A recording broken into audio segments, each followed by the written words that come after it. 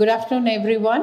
A big thank you to Vijayawada OBG Society, Dr. Jyoti Budi and Dr. Suma and the whole team of Ferty9 to organize this academic event today. So the topic today I'll be discussing is optimizing IUI success. I think, how many of you are doing IUI in your centers? Huh? Yeah, you can't do in unregistered. How many of you are registered centers? Anyway, so see, IUI is a very easy process. It's not too expensive. Anyone can do with basic fertility and reproductive endocrinology, physiology knowledge.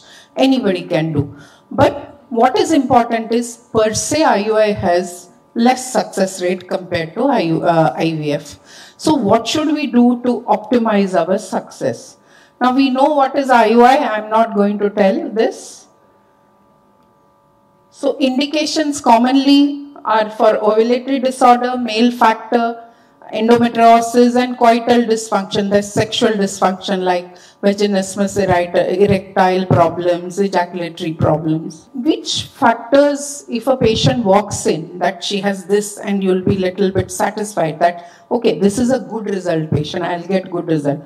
So it's unexplained infertility, cervical factor problems, anovulatory, donor, IUI. These are the best results. Now where we get poor result is severe male factor. So like 1 million, 2 million count, we will not have good results there. Tubal factors, pelvic adhesions, severe endometriosis, that is grade 3, grade 4, and severe PCOS. Now, we all know that we'll do the general workup, the hemoglobin and everything, and thyroid is very important, prolactin. You will do an FSH-LH of every patient who comes for IUI, and an antral follicle count and a general TVS to rule out other pathologies. So this is the thing I have made. So what is most important is, today I would highlight your success will also depend on if you're doing ultrasound yourself. I would request all of you to get basic ultrasound training, especially the youngsters who are coming into this field.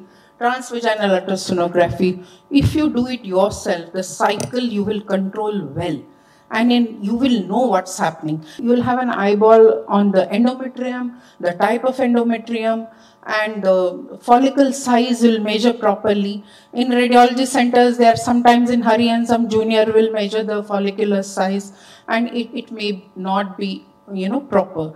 So do your own ultrasound, and transvaginal ultrasound is the best. One patent tube at least before you proceed for IUI. We should not go for blind IUIs nowadays, because we are practicing evidence-based medicine. So at least one of the tubes, if patient doesn't have associated problems, can just do a simple HSG and see if there is patency of at least one tube. What is most important is counseling, because IUI per se has hardly 20-22% success rate. Okay, so what we have to, patient comes with big hope that I am going to conceive. I'll do this IUI, I'll spend say 10,000 rupees and I'll conceive. We should not give false hope to the patient. One, explain the procedure properly, the physiology behind it, basic how the pregnancy occurs in a natural way and what you are going to do. Procedure details you have to give, number of visits, because many women are working, and success rates, very important. Consent forms, registration of the ART clinic level 1, and the cost, financial. This you have to explain. Now, does age have a bearing in success rate? Yes, definitely. For women, age is the most important. So maximum success rate, in 2008 they have done this RCT, that they saw that less than 25 years of age you get the best success rate. But in 2010 they said less than 30 also we have. More than 35 the success rate drops. And also the age of male partner also can adversely affect the outcome. Now, there's one entity, unexplained infertility, where we can't find a cause with the standard testing. So we have 2 randomized control trials on IUI. 31% live birth rate with IUI compared to 9%. So if a patient comes, young patient, and she's not conceived for 3-4 years and you can't find a cause, so she's, for technical purposes, unexplained infertility, and she said, I want to wait. So you can give this figure.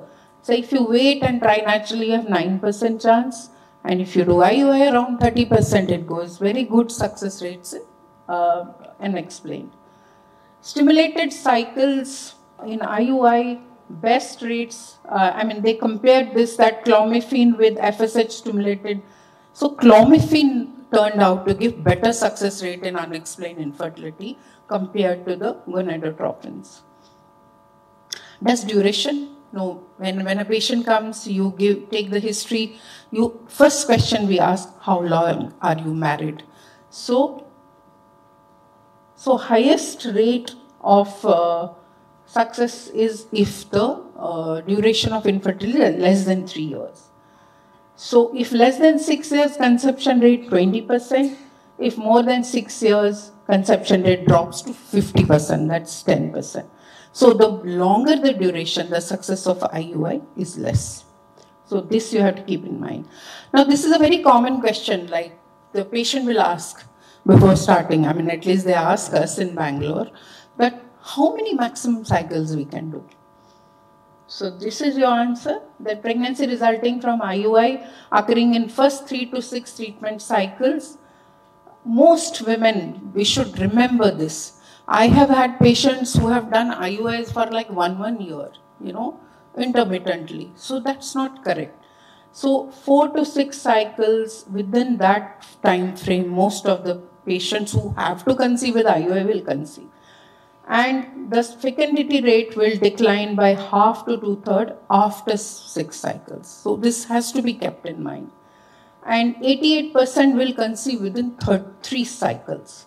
So, and 95 4. So best chance of conception is first 4 cycles. So I do not go beyond 4 cycles. I don't go for 6 cycles unless the patient has sexual dysfunction. In that you can go 6-7 cycles. Okay. We have the NICE guidelines also, up to 6 cycles for patients of unexplained infertility, male subfertility, cervical factor, minimum and mild endometriosis. They said you can go up to 6, but I don't agree in endometriosis up to 6. Yes, sexual dysfunction, I agree. What clinical conditions will have best results? Okay. So you have higher pregnancy rates with unexplained infertility and ovulation dysfunction. That's the good result patient. Moderate in cervical factor. And who are the poor ones? Endometriosis. Now if there's any immunological infertility. And male factor. Okay. And in male factor, with ejaculatory or erectile problems, you get the best success rates. If there is something called we do ovulation induction in most of the IUI patients. Now, patient may ask you, doctor, I want to do a natural cycle without any medication, just I'll come on this day and you do my IUI. So should we agree? I would say no. Most of the IUI cycles better to do the ovulation induction, except if the patient is unable to have vaginal intercourse because of physical disability, psychosexual problem or erectile dysfunction, and specific considerations, sperm washing with HIV positive donor, and people of the same sex relationship, donor IUI. These patients, you can still go for the natural cycle without any induction. So I think we had a long session on stimulation. I'll quickly summarize. We have natural cycles, that's no stimulation is done, clomiphene, letrozole, CC plus gonadotropin, letrozole, gonadotropin, only gonadotropin. These are the cycles we use for IUI. How do we decide the stimulation protocol? Remember this chart. Natural cycle plus IUI, 3% pregnancy rate. Clomiphene with IUI, 9%. Clomiphene with HMG and IUI, 13%. Your best rates is HMG plus IUI, around 17%. So little bit about this, that how we do, like a combination cycle, which most of us do, a CC HMG or a letrozole HMG. So there's conjunctional regimen where we give CC or letrozole for 5 days, and from third day, 5 days we give FSH 75 and HCG triggerer 18 to 20. This is one way of doing it.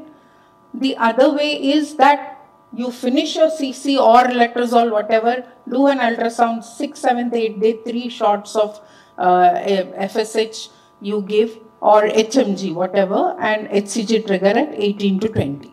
So these are the 2 commonly followed regimens. I thought I should tell you. Success rates are good.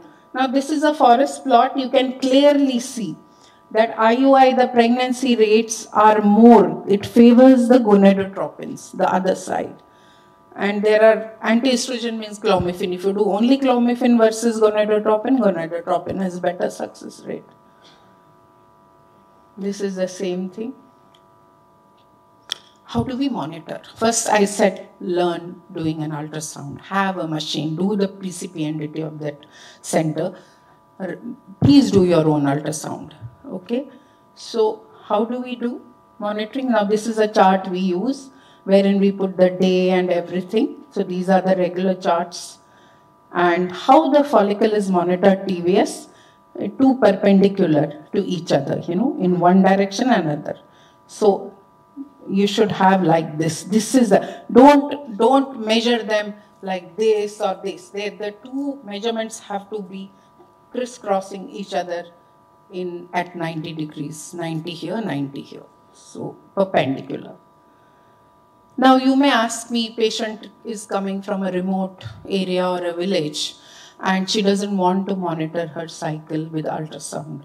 We'll not leave those people, right? So what we offer, we can offer them LH kits.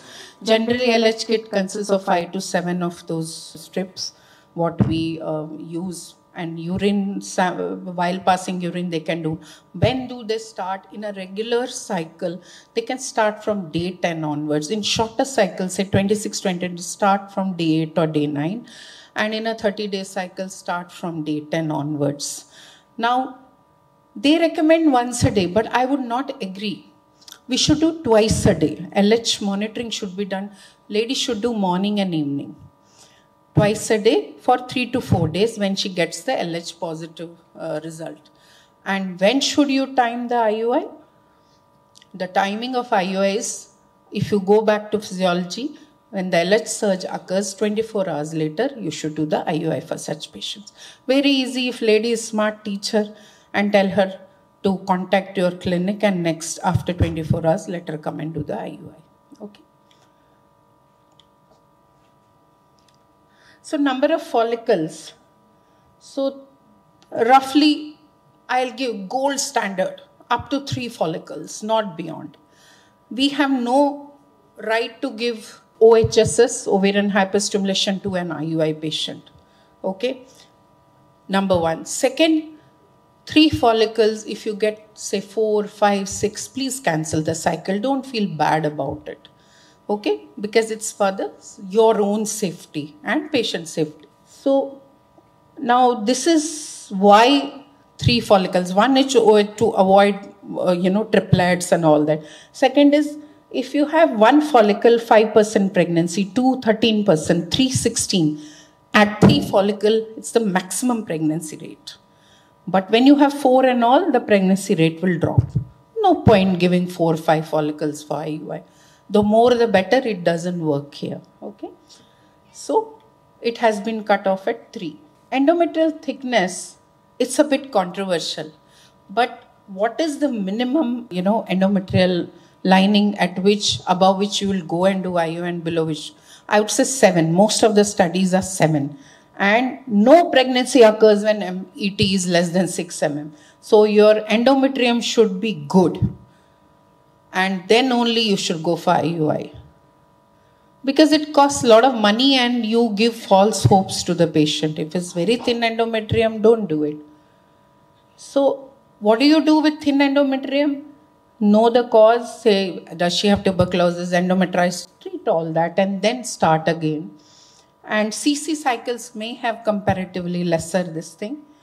Letrozole has better. So if on one cycle you find say 5-6 mm, it is not growing beyond it, next time you can use a letrozole cycle for them. So that's how. Now gonadotropins will give better endometrium, so you can even go to a gonadotropin. So low-dose aspirin, vaginal sildenafil, arginine, estrogen, PRP, G6 is a bit controversial.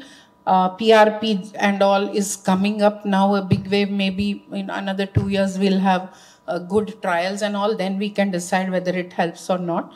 But these are all controversial things. The adjuvant role of adjuvant is not too much. But we all give, right? Let's be honest, everyone gives this. So optimal follicle size, you should know when to trigger now.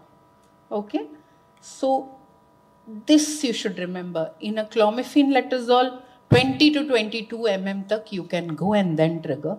But in gonadotropin, it's same as IVF, 18 to 20, you should trigger off and schedule an IUI. It's very important. Now, many of us try to do a little bit of Doppler to the follicle. So perifollicular perfusion, 50 to 70% if it's there, it's good. It's ready to trigger. RI less than 0.5, PI less than 1, PSV more than 11 to 20 centimeter, and uterine artery PI less than 3. Now how do you trigger? Mostly we give HCG. Most of the times we give HCG. So HCG 5,000 you can give, or if the patient has too much weight, then you can give 10,000 also. Now, last line, I would take it as a pinch of salt. Agonist trigger only if OHSS. But I don't like this line. I put it because I want to tell you, we have no right to give OHSS to this IUI patient or any patient who we are doing IVF. So, I hope we don't come to this agonist trigger. If we are giving agonist trigger, we are not doing IUI. Simple. So, but for your knowledge, Leupride around 0.5 to 1 mg and triptorelin 0.2 mg subcutaneous can be given. You should know this as a doctor, your limitation. When can you cancel? So, if there are more than 3 follicles, more than 16 mm, or more than 8 follicles, more than 12 mm, this is when you should not do an IUI.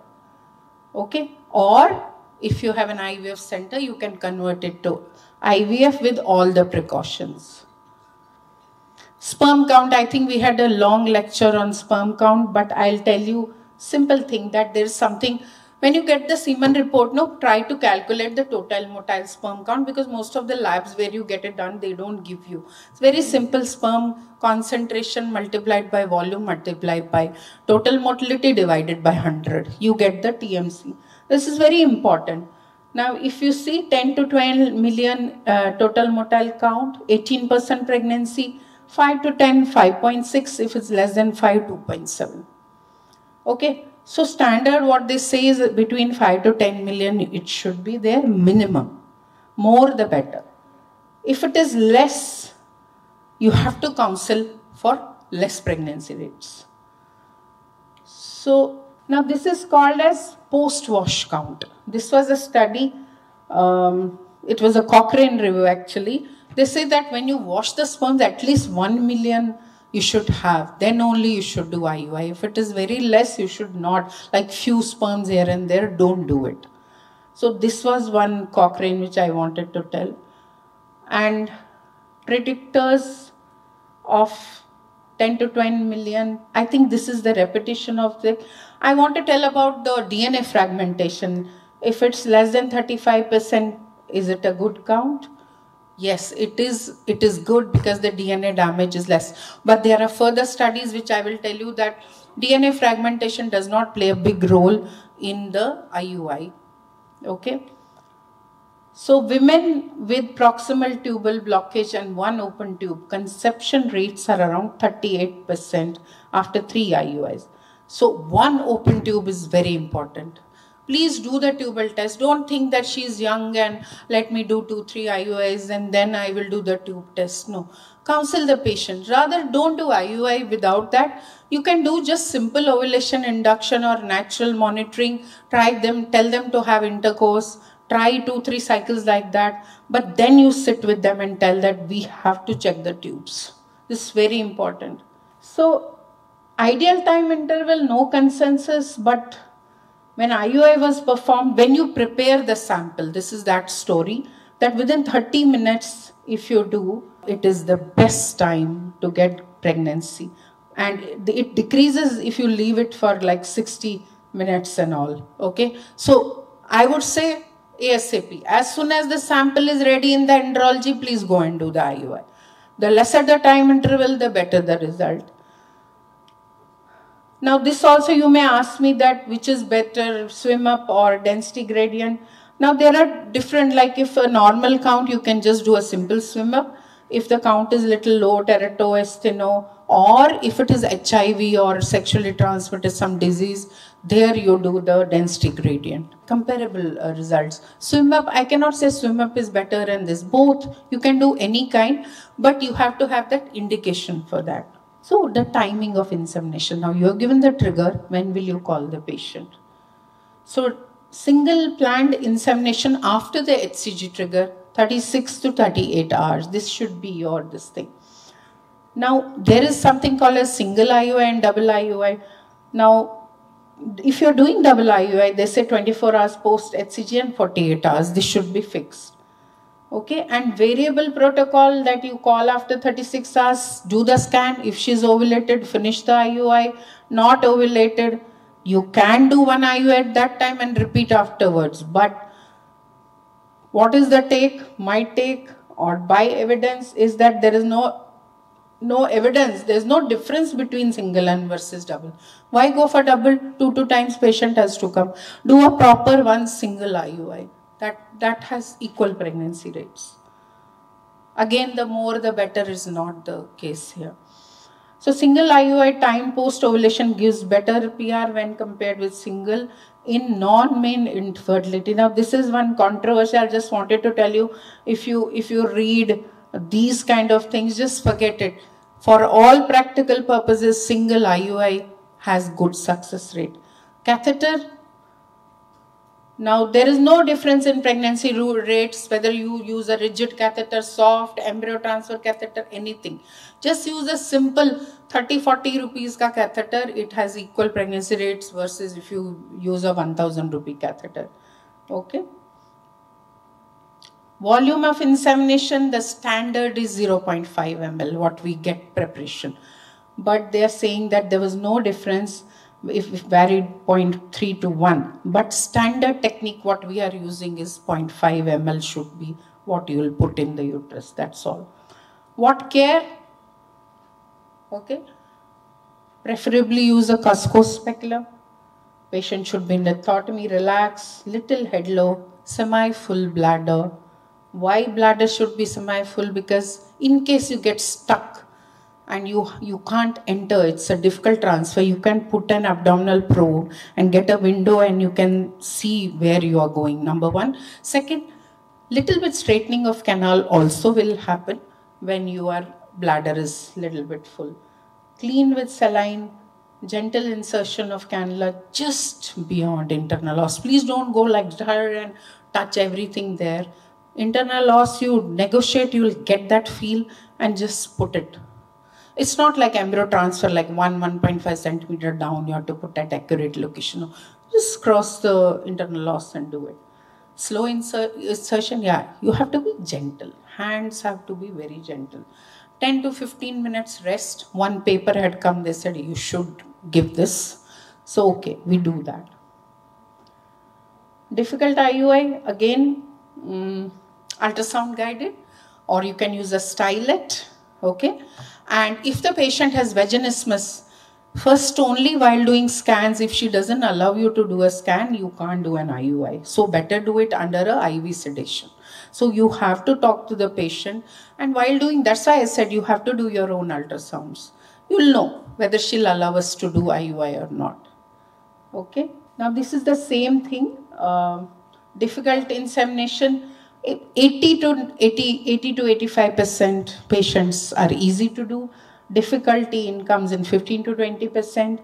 So you will have resistant. That there's something called as giveaway feel. No, at internal os, what you do, you won't get that, and you know you are stuck.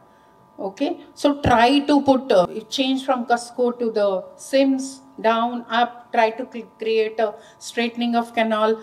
In IUI, you can use one Ellis forceps to, catch the anterior lip of the cervix and pull it gently and then straighten the canal. Ultrasound guidance, I would say, is the best. And if still you can't negotiate despite stylettes, what you will do? You cancel, put them for hysteroscopy next time, dilate it, and then later do it. Okay, so this is the technique. I think most of us know how it is done. I have already explained. Ultrasound guided, you'll say, no, now we know ultrasound, let's do all the IUIs ultrasound guided. It has no benefit. So simply you will be holding up and then 15 minutes patient will be in ultrasound room lying down for rest and your patient OPD will become long for the ultrasound. So use ultrasound only in difficult IUIs. I think this I have explained, okay.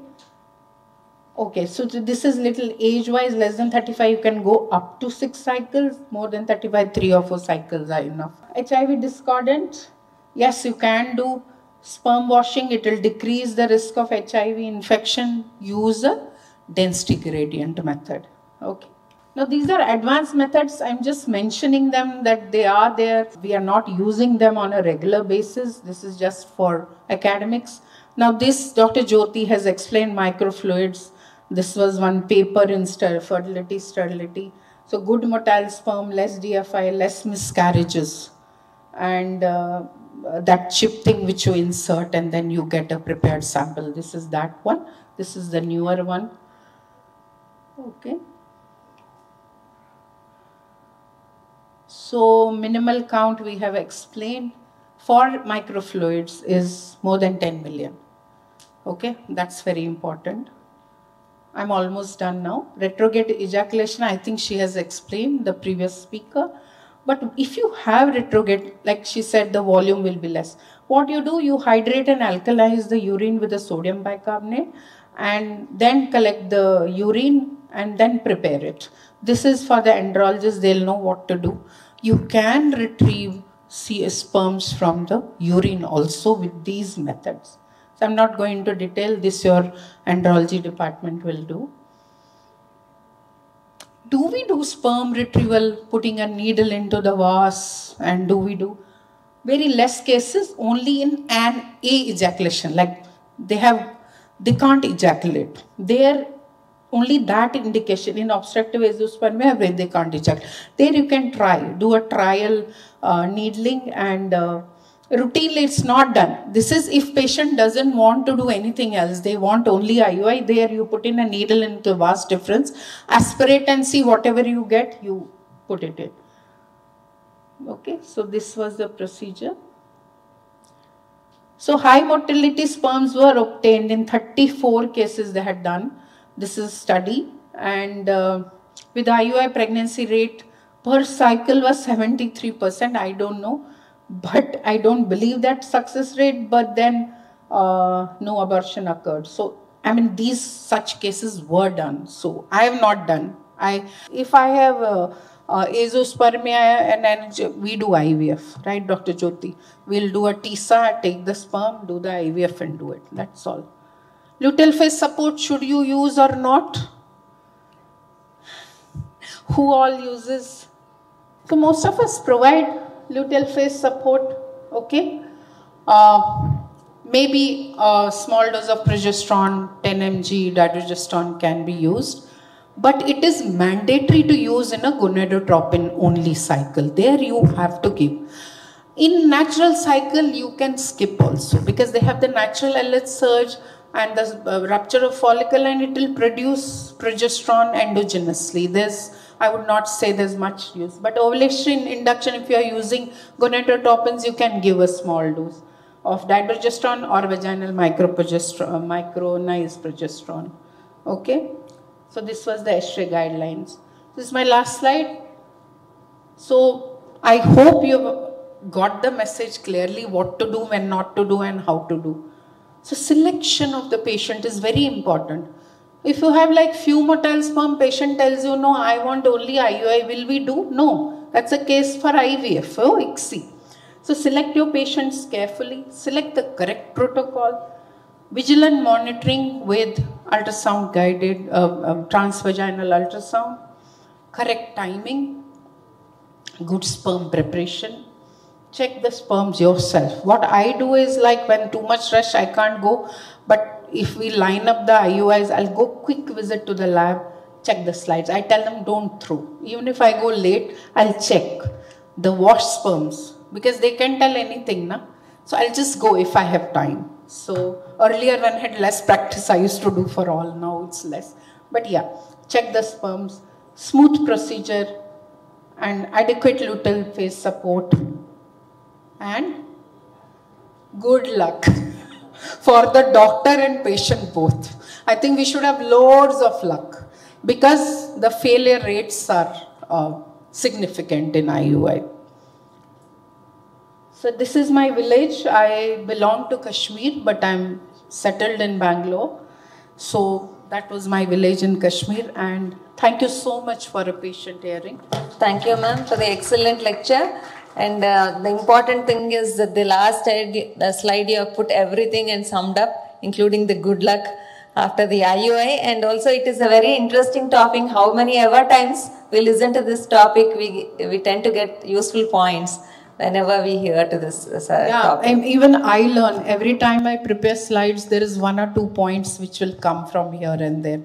And our, especially reproductive sciences, what we are dealing, ART, we have changes every 2 to 3 months. One time they'll tell us FSH is good, one time after 3 months they say, no, HMG is good. So we have to update our knowledge, and these platforms are so good for us. We don't have time. Like, I would have seen at least 20-30 articles and made this presentation and given you a concise. So I think these platforms are very good to learn. I also learn. Madam, nowadays most of the patients have no marriage certificate. Yeah. So notary for proving. See, ideally, Dr. Hitesh, he is not here, but he has told we should have the marriage certificate. But I think Aadhaar card is a good way. In my place, everyone, I mean, even in villages, people. Now, I think Aadhaar card, like what this government has done is the Aadhaar card is very good. They don't get it updated. They will have only father's name, madam. They don't get it updated. It is with the father's name. That is the main problem. They need to get it updated. That is okay. Otherwise, it is a problem. See, another thing is that, like most of my patients, some family member will be with them. Little bit we have to trust, I would say. Mother-in-law will be there, especially if the sperm count is low, they'll be sitting like this. The mothers, the pet, in-law side, whoever has problem, that person's parents will be sitting like this. You will understand. This is a family. Madam, misoprostol is necessary. Madam, misoprostol is necessary for every case of IUI. Misoprostol, There was a study using 25 mcg of misoprostol when I was doing fellowship. But we didn't see, we did a pilot study of 50 cases and it didn't give results. So we don't use misoprostol. And is ultrasound mandatory after a trigger, ma'am? After 36 hours of the trigger? You will see ovulation. You call after 36, majority of the patients 36 to 40 hours they'll ovulate. So you will see ovulation. You will see. We don't do blocked tubes. If both are blocked, it's IVF, ma'am. Okay, yeah, this is a very interesting question. So while I do the ultrasounds and I know, say, right tube is blocked and the follicle is coming left side, I'll cancel the cycle. I'll not do. Okay, thank you, Ferty9 Somavarsha, for giving us this opportunity.